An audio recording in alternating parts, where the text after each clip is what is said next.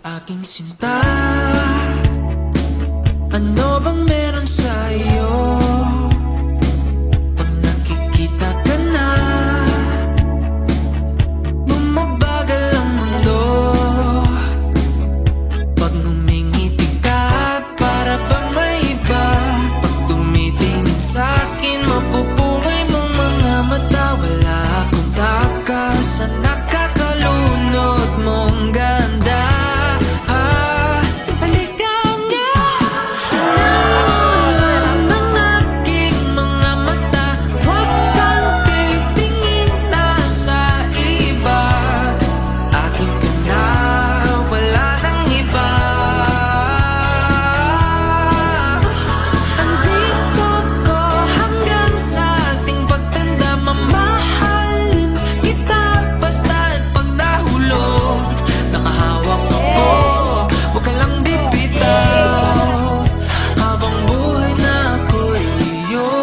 Pero ang isa sa pinakagusto ko sa kanya, napaka-responsable niyang tao, masinop sa gamit, tsaka higit sa lahat, mapagmahal sa pamilya.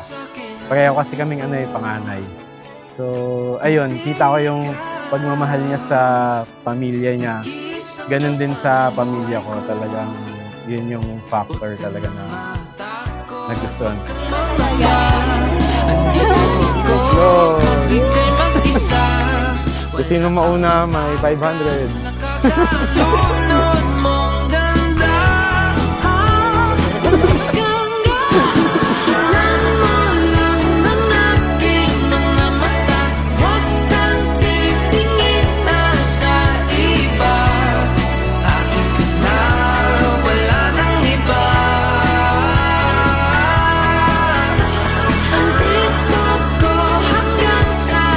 Congratulations, best wishes na. Love you.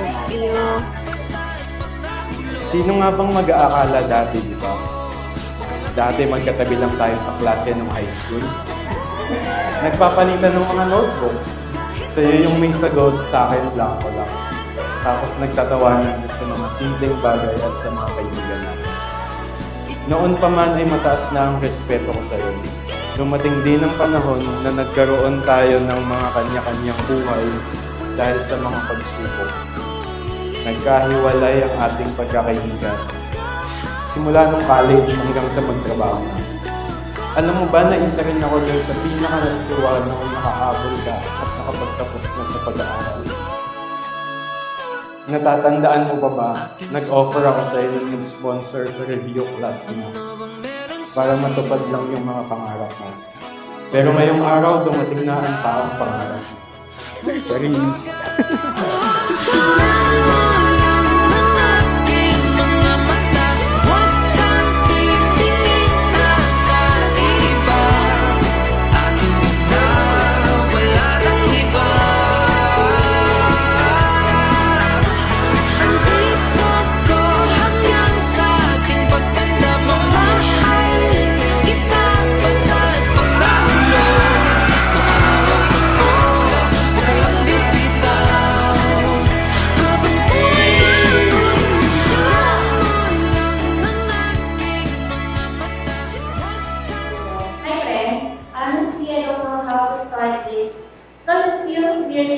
Out loud. Hindi tayo expressive through words, but it's all in action Maybe simulan mo siya sa salitang salamat. Salamat kasi dahil sa'yo, naramdaman ko yung totoong pagmamahal na walang kailangang kapalit.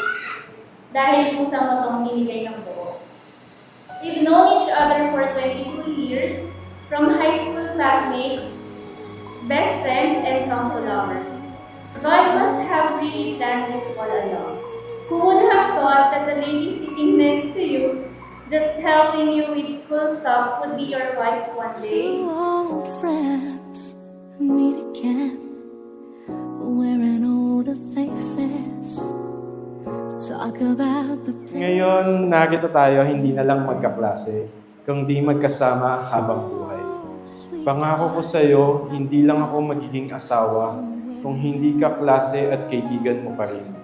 Kaklase sa lahat ng hirap at ginhawa, kakampi sa bawat hamon, sa mga tawanan, iyakan, at sa bawat leksyon ng buhay. Maybe this time it'll be love and they'll find. Maybe now they can be more than just friends. A married life is not a bed of roses. Maraming up, maraming down. So, kayanin mo lahat yan. Especially with your family. Maybe this time love won't end.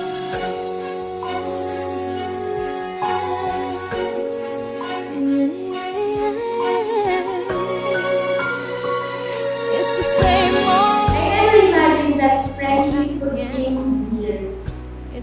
Yes, we started with no expectation, just two souls who somehow understand each other in ways no one else. But somehow You are the dream I've been waiting for. You are my prayer, mahal ko. and even time I pray to God to give me a love that I deserve, genuine love like how I can give mine.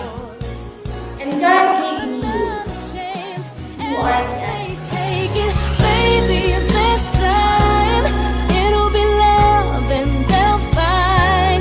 Baby, Today I make a promise to God that I will love you even after death.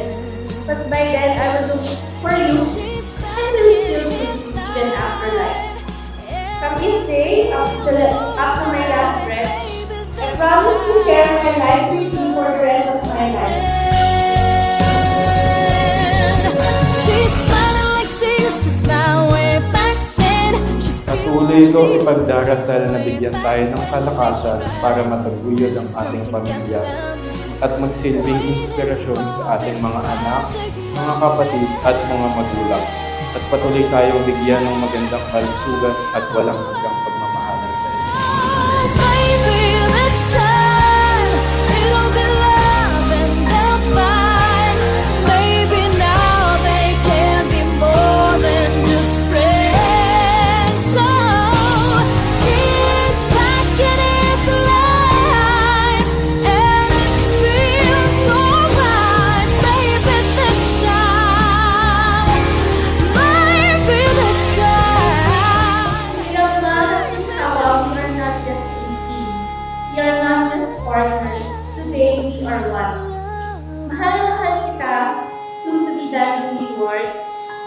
Our journey together has now started. All in God's perfect will and time. I love you, Eduardo Italiano. From Jen Piray.